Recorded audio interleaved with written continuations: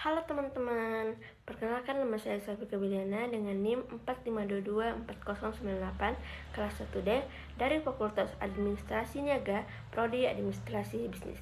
Di sini, saya akan memaparkan materi saya yang berjudul Sistem Perekonomian di Indonesia. Sebelum saya memaparkan materi saya akan membacakan motivasi saya, yaitu satu-satunya cara untuk melakukan pekerjaan yang hebat adalah mencintai apa yang kamu lakukan.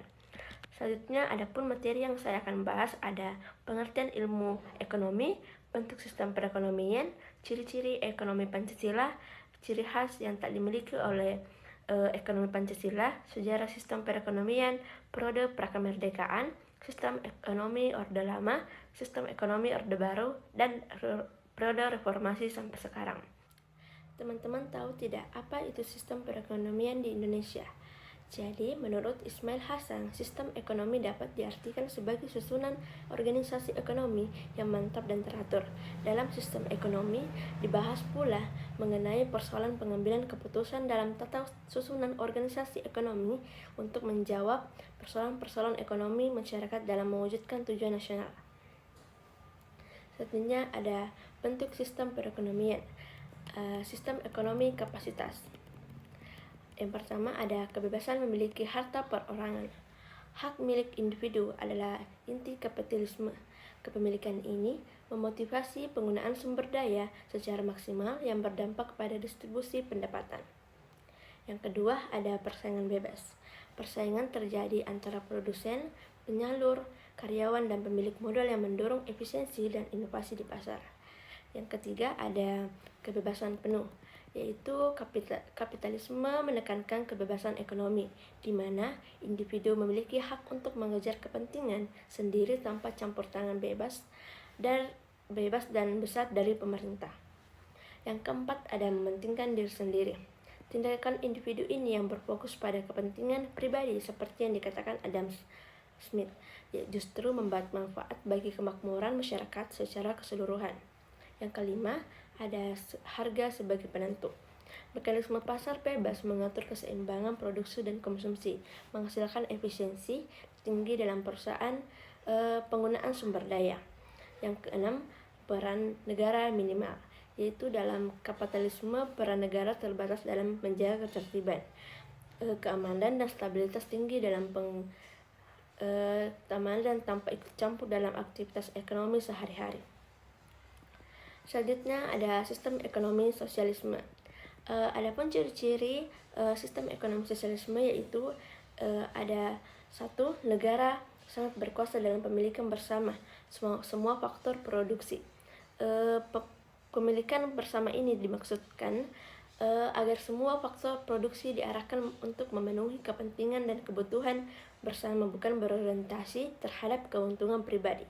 Kedua, produksi dilakukan sesuai dengan kebutuhan.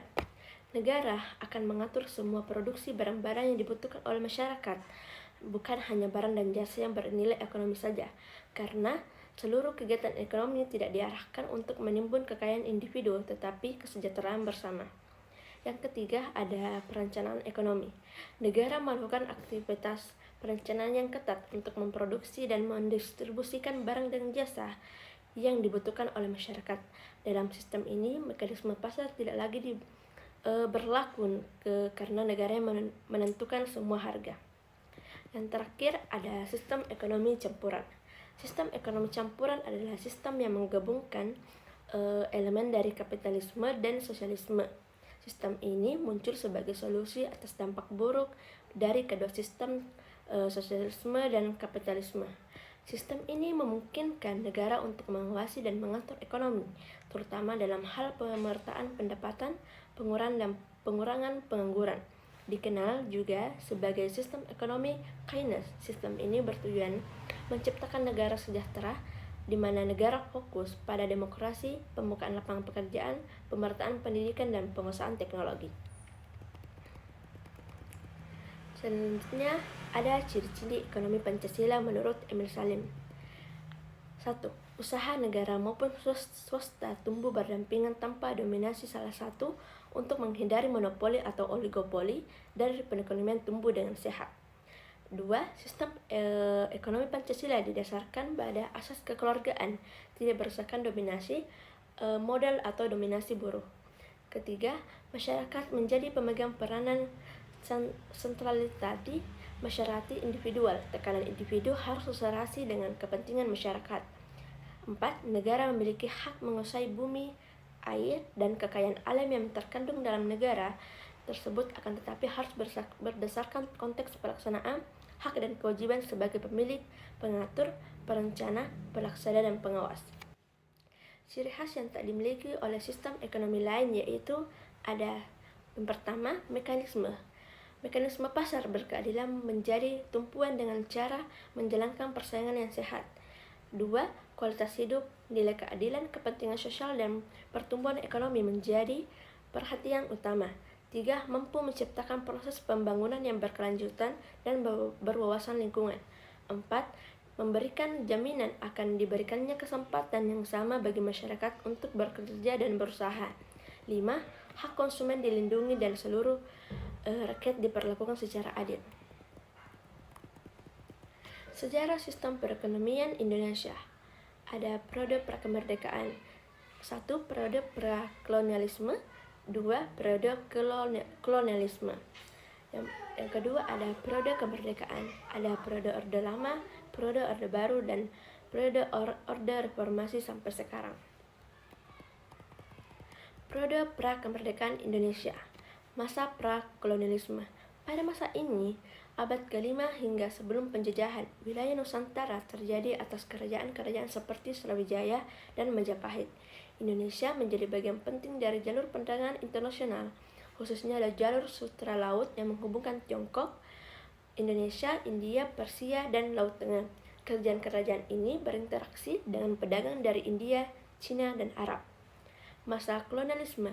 Indonesia dijajah oleh 4 negara, yang ada Portugis, Belanda, Inggris, dan Jepang. Setiap negara menerapkan kebijakan ekonomi yang berbeda.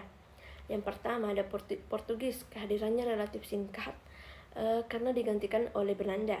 Kedua ada Belanda. Pada masa ini, Belanda membentuk VOC yang memiliki kekuasaan besar seperti membuat penjajahan dengan raja-raja, membuat perjanjian dengan raja-raja, memiliki angkatan bersenjata sendiri, dan mencetak uang. Mereka mengeksplorasi sumber daya Indonesia dan monopoli perdagangan.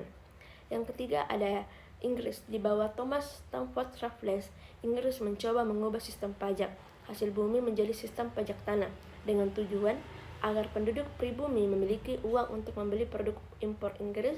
Kebijakan ini merupakan awal imperialisme. Yang terakhir adanya Jepang.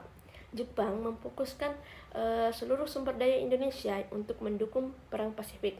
Ini menyebabkan penurunan kesejahteraan rakyat akibat kekurangan pangan dan terhentinya ekspor impor. Periode kemerdekaan, periode Orde Lama.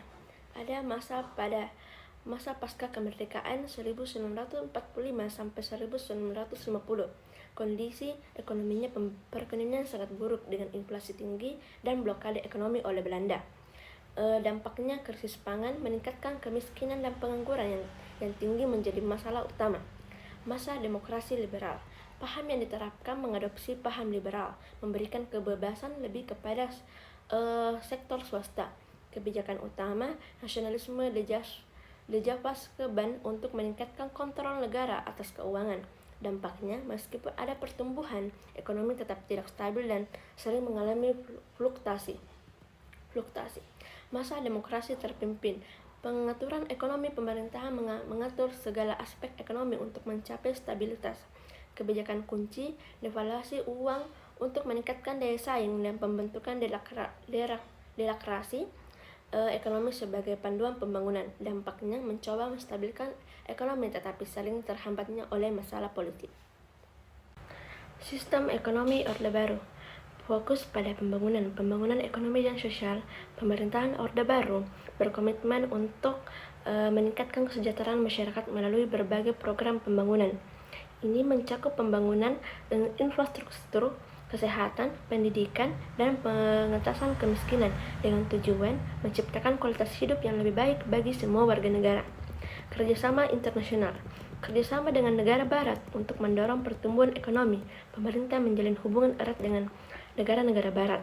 Kerjasama ini bertujuan untuk menarik investasi asing, transfer teknologi, dan bantuan luar negeri yang diperlukan untuk membangun ekonomi nasional.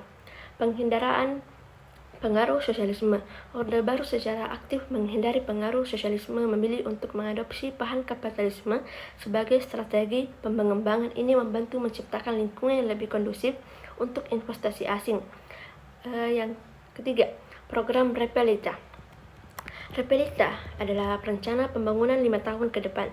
Program ini merupakan kerangka kerja strategis yang dirancang untuk mendorong industrialisasi dan pembangunan infrastruktur secara sistematis. Setiap tahap Repelita berfokus pada sektor-sektor tertentu untuk meningkatkan kapasitas produk dan daya asing.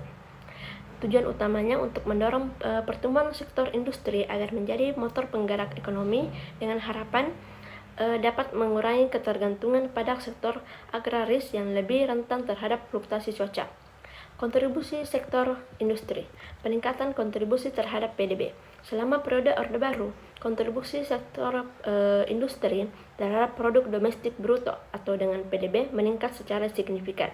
Peralihan dari ekonomi agraris ke industri membantu menciptakan lapangan kerja baru dan meningkatkan pendapatan nasional yang berkontribusi pada pertumbuhan ekonomi secara keseluruhan. Periode sekarang, 1998 sampai sekarang. Yang pertama ada Presiden B.J. Habibie, 1998 sampai 1999. Masa pemerintahan B.J. Habibie singkat dan difokuskan pada stabilitas politik. Tidak ada perubahan yang besar pada kebijakan ekonomi karena fokusnya adalah pemulihan politik setelah terbentuknya Orde Baru. Kedua ada Presiden Abdurrahman Wahid, 1999 sampai 2001. Harapan perbaikan di ekonomi di era Presiden Abdurrahman Wahid tidak tercapai. Inflasi tetap tinggi, kurs rupiah tidak stabil, dan pemulihan ekonomi lambat. Minimnya kebijakan ekonomi menyebabkan tantangan dalam perbaikan ekonomi. Yang ketiga ada Presiden Megawati Soekarno Putri, 2001 sampai 2004. Presiden Megawati Soekarno Putri berfokus pada penegakan hukum dan penegakan KKN, korupsi, kolusi, dan nepotisme. Dalam bidang ekonomi, kebijakan kepentingnya termasuk penundaan pembayaran utang sebesar 5,8 miliar dalam pertemuan Paris Club, dan privatisasi BUMN sebagai salah satu langkah untuk mengatasi masalah ekonomi. Yang keempat ada Presiden Susilo Bambang Yudhoyono, 2004 sampai 2014. Pemerintahan SBY mengeluarkan beberapa kebijakan ekonomi utama, yaitu pengurangan subsidi BBM yang menyebabkan kenaikan harga BBM dan kontroversi di masyarakat. Kedua, ada bantuan langsung tunai atau BLT untuk membantu masyarakat miskin, meskipun distribusinya banyak dikeluhkan karena ketidakmerataan.